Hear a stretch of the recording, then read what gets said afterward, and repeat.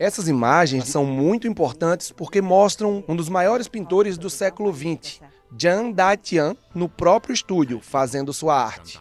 Imagens raras para os brasileiros que pouco o conhecem. E é possível ver a técnica da tinta espirrada, que ele usa já na fase do expressionismo abstrato. Em Campinas, no interior de São Paulo, o jornalista Guilherme Gorgulho estuda a obra do pintor Da-Tian na pesquisa de doutorado dele pela Unicamp. Eu decidi escrever um livro, um perfil biográfico sobre a vida dele na América do Sul. Fui fazer pesquisas também na Argentina, onde ele morou, em Mendoza, né, na China também. A China era um lugar que estava no coração dele. Ele vivia sempre lembrando das paisagens, vivendo a cultura chinesa, mesmo estando nesses países do exterior, no Ocidente, onde ele morou. Então a China sempre esteve presente na obra dele, na vivência, na culinária, na gastronomia, que ele era muito ligado também.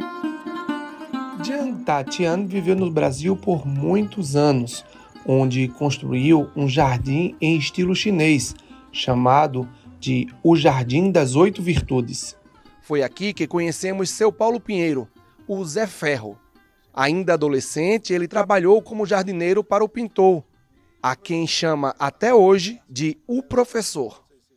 É uma das coisas mais lindas que eu já vi na minha vida. As flores, as pedras, o formato dele num todo, ele é simplesmente lindo, né? E a gente, mesmo com a minha pouca idade, eu adorava ver tudo aquilo lá, gostava de trabalhar naquilo lá. Eu gostava muito de pequenos jardins, pequenos focos, né? Num jardim grande, ele tinha outros pequenos, que passavam um certo tempo, ele mandava mudar, fazer completamente diferente. E na época, é claro, com a minha idade eu não entendia nada do que ele pretendia, né? E hoje, o que é que o senhor entende do que ele pretendia? Aí ele pretendia, ele era meio como um artista, ele tinha a visão daquilo que ele queria que a gente fizesse no jardim. E às vezes ele pedia para a gente mudar pouca coisa. O pintor viveu aqui em Mogi das Cruzes até 1974. Foi quando ele soube que a construção da barragem do rio Jundiaí iria submergir as terras do seu sítio. Em 2014, uma forte seca revelou vestígios da época em que ele morou aqui. Tanto tempo depois, e aproveitando a seca na barragem, Zé Ferro conseguiu escavar onde ficava um dos principais lagos artificiais do Jardim das 8 Virtudes. O local era repleto de carpas. Como curioso que eu era, moleque curioso, eu cheguei a ver ele trabalhando com os pincéis, mas era muita coisa eu encostar na janela para ficar olhando. Então é só olhada rápida. Hoje eu mais ou menos calculo que ele pintava aquelas montanhas, que eu não lembro o nome agora, daquelas montanhas da China. Foi o momento em que ele fez as exposições na Europa, ele começou a conquistar um espaço na Europa a partir de 1956. Em 56 ele se encontrou com o Pablo Picasso na França, quando ele estava fazendo 2 exposições em Paris. E depois ele começou a buscar outros espaços na Alemanha, na Inglaterra também ele expôs. Então esse é o momento em que ele estava mais produtivo e criando, e por isso é considerado sua fase mais importante, né? Estima-se que o Jean Da-Tian tenha pintado mais de 30 mil obras ao longo de sua vida toda, incluindo quadros, pinturas, caligrafias e outros formatos artísticos. No Brasil, poucos restam em exposição para a apreciação das pessoas. Eu acabei encontrando 2 obras em museus públicos no Brasil só, em Porto Alegre uma, em outra em Olinda, e o resto se perdeu, né? Em Porto Alegre, nós conseguimos ver na Pinacoteca Rubem Berta, entre os quadros em exposição, a obra Passeio ao Longo do Rio, apreciando as flores das ameixas, uma aquarela sobre papel de 1966. A que fica aqui em Olinda é do mesmo ano, mas só foi identificada como sendo do Da-Tian em 2018, uma obra estimada em R$ 3 milhões que foi doada ao acervo do governo do estado. O quadro está inacessível ao público, isso porque o museu está fechado para uma reforma desde 2016. O atual governo não quis gravar entrevista, mas informou por meio de nota que não há previsão para a reabertura. Restam ainda as poucas coleções particulares. Todas essas gravuras estão em Mogi das Cruzes e são reproduções dos quadros do Jean Tatian. Apenas a do meio, a caligrafia, é que foi feita à mão pelo próprio artista. É uma dedicatória feita para o médico japonês Nobolo Mori, quando o presenteou com as gravuras. Hoje, no auge dos seus 99 anos, Dr. Nobolo nos recebeu na casa do seu filho para contar um pouco das suas lembranças com o amigo chinês. Não, ele barbudo, né? Não falava nem japonês, nem português, então só falava chinês. Sempre tinha tradutor, né? E era, foi meu cliente.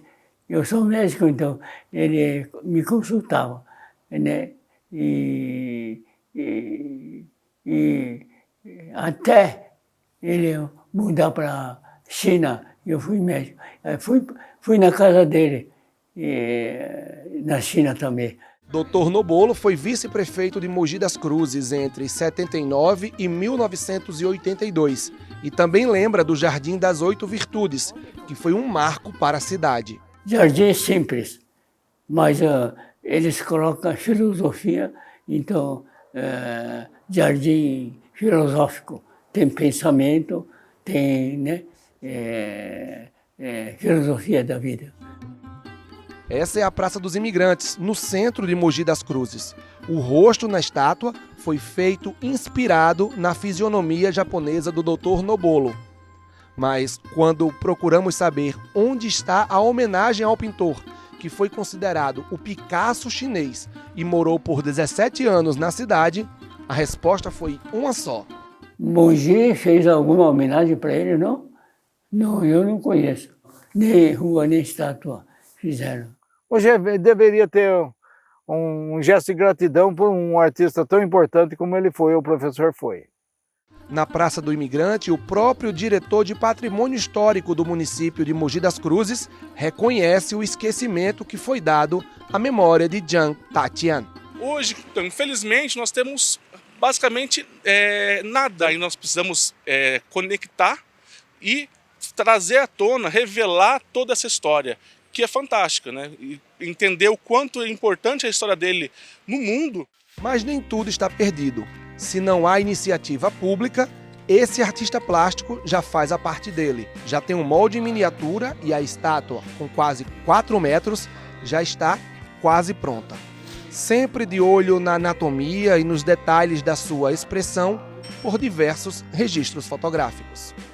E a técnica no concreto, né, é a primeira vez que eu estou fazendo nessa proporção. Menores eu já fiz, mas nessa proporção é a primeira vez que eu estou fazendo. Está sendo bem legal porque eu estou vendo o resultado, assim, tá saindo direitinho, né? Não é justo mesmo, assim, ele vir para cá, construir um dos maiores jardins orientais, que na minha opinião é o primeiro jardim oriental do Brasil, eu acredito, né, chinês, e ele não ser homenageado, a forma que foi tratado, sabe, o jeito que destruíram o jardim e que dizimaram a economia do local e a cultura, né, ela precisava ser, de alguma forma, ser evidenciada, ela precisa ser falada, as pessoas têm que conhecer a história do Cheng aqui no Brasil, né. Está quase pronto, mas Fabiano segue trabalhando e não revela nem onde, nem quando vai instalar a estátua.